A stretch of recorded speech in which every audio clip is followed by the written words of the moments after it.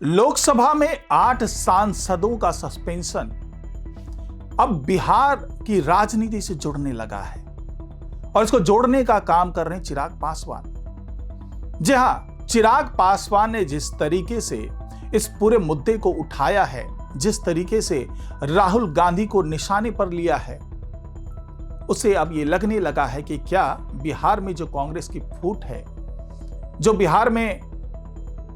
जो विधायकों को अपने साथ जोड़ने की एक मुहिम चलाई थी चिराग पासवान ने, क्या ये जो सस्पेंशन का मुद्दा है और जिस तरीके से चिराग पासवान मुखर हो रहे हैं, सबके पीछे कहीं वही सारा मामला तो नहीं है, सारी राजनीति वही तो नहीं है? तो इस पर चर्चा करेंगे आज की इस वीडियो में, तो इस वीडियो को आखिर तक जरूर देखिएगा। नमस्कार, मैं हूं डॉक्टर सुरजीत सिंह और आप देख रहे हैं YBN बिहार झारखंड। अगर आपने अभी तक इसे सब्सक्राइब नहीं किया है तो सब्सक्राइब कर लीजिए और अगर आपको ये वीडियो अच्छा लगे तो लाइक कीजिए, शेयर कीजिए और कमेंट जरूर कीजिए। तो लोकसभा में 8 सांसदों को बजट सत्र के शेष सत्र के लिए निलंबित कर दिया जाता है। मामला कांग्रेस सांसदों का जो हंगामा है वो भी राहुल गांधी के लिए, नेता प्रतिपक्ष हैं, और राहुल गांधी ने जिस तरीके से डोकलाम के मुद्दे को उठाना चाहा, जो 2020 का मुद्दा है, और एक मैगजीन को इसके लिए आधार बनाया, उस पर सत्ता पक्ष की तरफ से विरोध दर्ज किया गया और संसदीय नियमों का हवाला दिया गया कि आप ऐसे किसी अप्रकाशित पुस्तक का हवाला देकर के पूरे मुद्दे को नहीं उठा सकते। उसके बाद जो हंगामा हुआ, उसके बाद किरण रिजिजू जो कि संसदीय मंत्री हैं, उन्होंने प्रस्ताव लाया कि क्यों ना 8 सांसदों को निलंबित कर दिया जाए और यह सदन में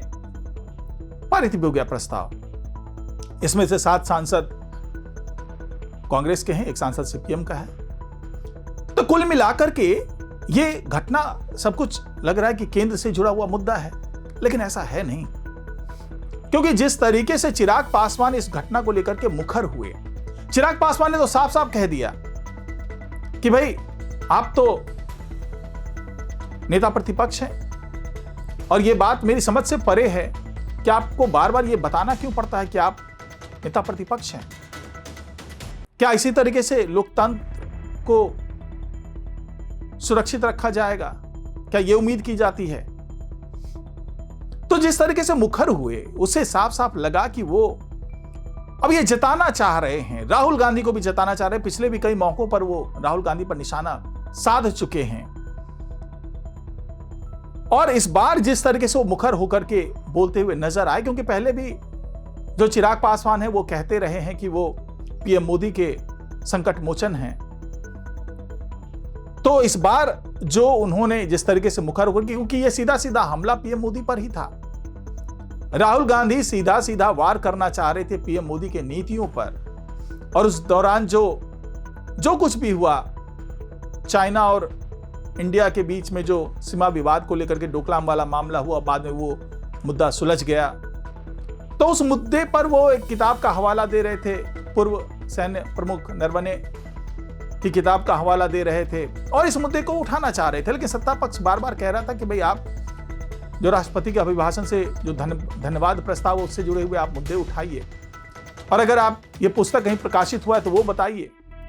आप इस तरीके से अप्रकाशित पुस्तक का कोई अंश किसी पत्रिका के माध्यम से लाकर के यहां पर नहीं उठा सकते। इसी को लेकर के तमाम बवाल हुआ।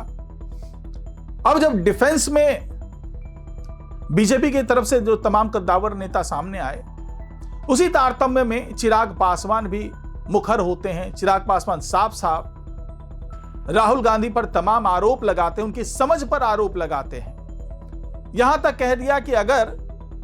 इनका बस चलता तो ये लोकसभा अध्यक्ष की कुर्सी पर पैर रख देते, क्योंकि ये लोग जिस तरीके से उनके सामने मेज पर चढ़ करके कुर्सी तक पहुंचने की कोशिश कर रहे थे, वो अमर्यादित आचरण था। वो किसी भी तरीके से लोकतंत्र की मर्यादा को तार तार करने वाला था। तो कुल मिलाकर के जो बयान आया चिराग पासवान का, तो उससे अब ये मायने निकाले जाने लगे कि आखिरकार इस तरह का बयान क्यों देना पड़ा चिराग पासवान को, क्यों इतना मुखर होना पड़ा। तो उसके पीछे एक बड़ा रीजन समझ में आया है कि जिस तरीके से पिछले दिनों जो 6 असंतुष्ट विधायक हैं कांग्रेस के, उनको बुलाया जाता है दिल्ली में। राहुल गांधी मीटिंग करते हैं, मल्लिकार्जुन खड़गे उस मीटिंग में होते हैं और यह दिखाया जाता है कि सब कुछ सुलझ गया है, सब मान गए हैं। लेकिन जब वापसी होती है इन विधायकों की, उसके बाद विधायक दल का नेता चुनने की बात होती है, उपनेता चुनने की बात होती है, तो काफी सिर फुटअव्वल करने के बाद भी सहमति नहीं बन पाती है। अब उसके बाद तमाम जो बागी नेता पहले भी नजर आए थे कांग्रेस के, वो ये कहते हुए नजर आते हैं कि इस लिपापोती से कोई फायदा नहीं होगा और जिला स्तर पर सबको संगठित होना पड़ेगा और इस पर हमें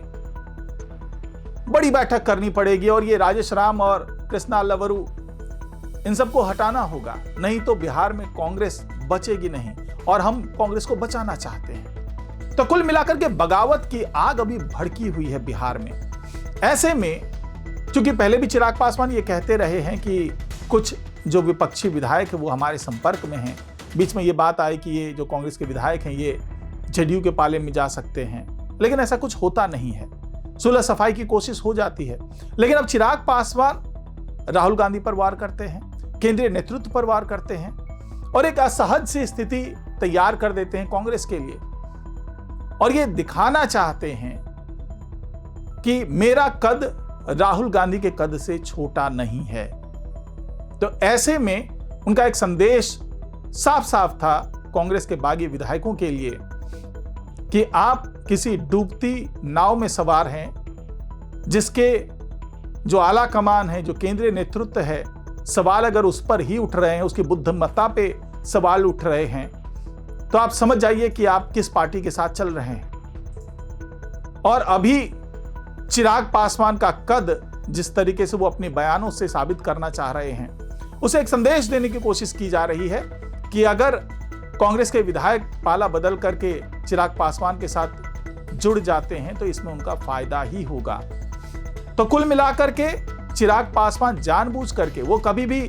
बिहार के जो कांग्रेस नेतृत्व है उस पर सवाल नहीं करते। वो सवाल हमेशा राहुल गांधी पर करते हैं या मल्लिकार्जुन खड़गे पर करते हैं, यानी कि अपने कद को उसके बराबर आंकते हैं और कोशिश सब तरफ से यही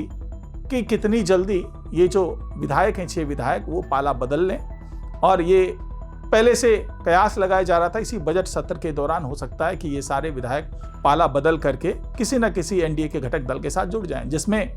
जेडीयू भी आगे चल रही है और साथ ही जो चिराग पासवान की पार्टी एलजेपी वो भी आगे चल रही है। हो सकता है कि आने वाले दिनों में चिराग पासवान के इन तमाम बयानों और उनकी शख्सियत को देख करके शायद कांग्रेस के ये विधायक उनकी पार्टी का दामन थाम ले। तो फिलहाल आज की रिपोर्ट में इतना ही। नमस्कार।